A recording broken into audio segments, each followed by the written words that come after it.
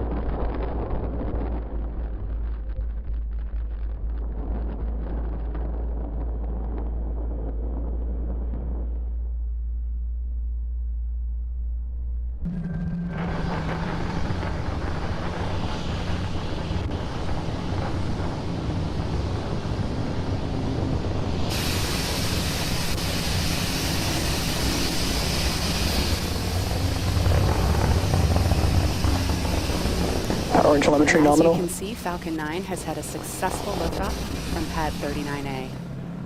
Moments ago, we throttled the engines down and we'll throttle back up just in a second for preparation for Max Q.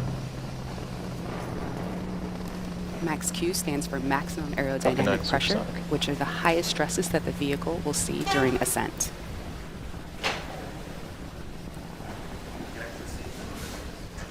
Maximum aerodynamic pressure.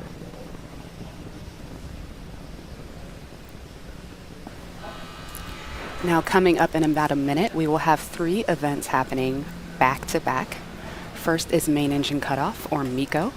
This is where all 9 M1D engines will shut off to slow the vehicle down in preparation for the second event, which is stage separation.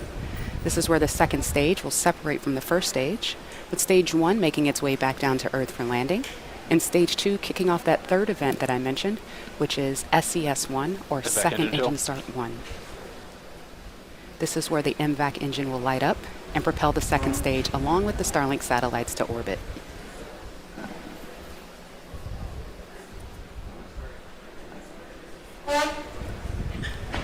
Expecting MECO to occur in about 30 seconds.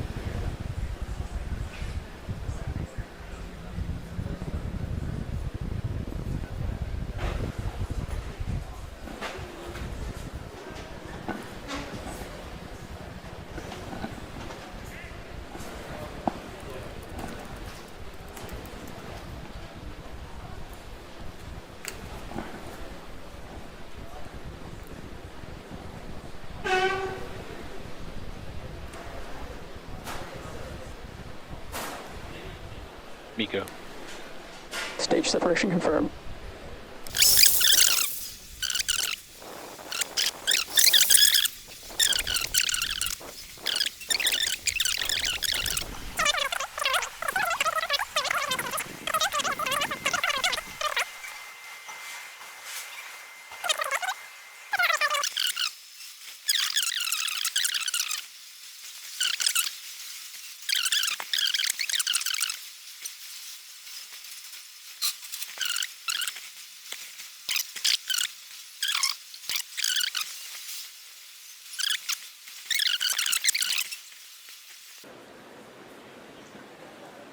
All right, MVAC D is beginning to throttle down, getting ready for that second engine cutoff.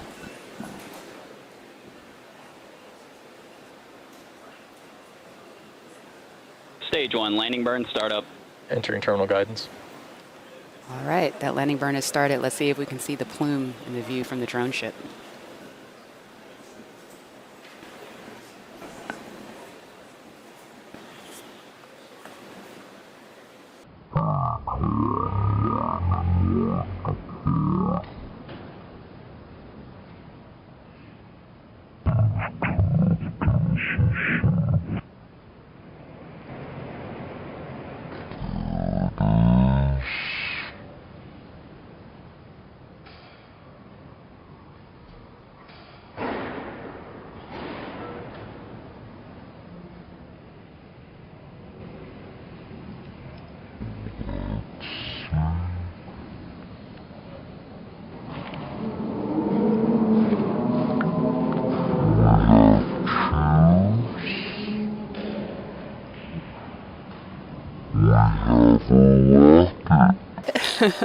We have a rocket.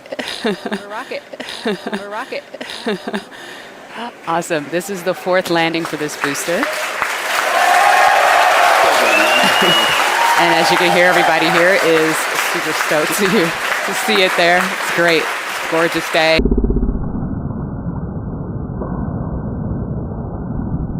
Gorgeous rocket. All right. And we have 2nd engine cutoff on stage 2. And we are in a good orbit as well.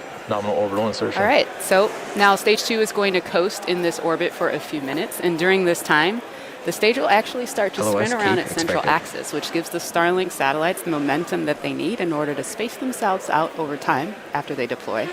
We're going to take a quick break and come back here at T+14.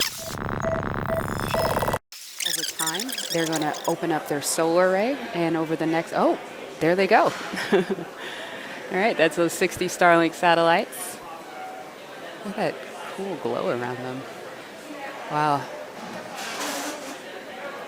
Now, shortly after, as I was saying, after just coming up in the next, few hours or so, we're going to see the solar arrays deploy. And over the next days and weeks, the satellites will begin to distance themselves away from one another and use their onboard ion thrusters to make their way to their operational orbit of 550 kilometers. Sorry, that image just is always so beautiful and catches me each time. Now, with that, it brings our webcast to a close. We'd like to thank the 45th Space Wing for providing range safety today and the FAA for licensing today's launch. You can follow our website and social media platforms for updates on our next missions and milestones. So until next time, be well, and we'll see you next launch.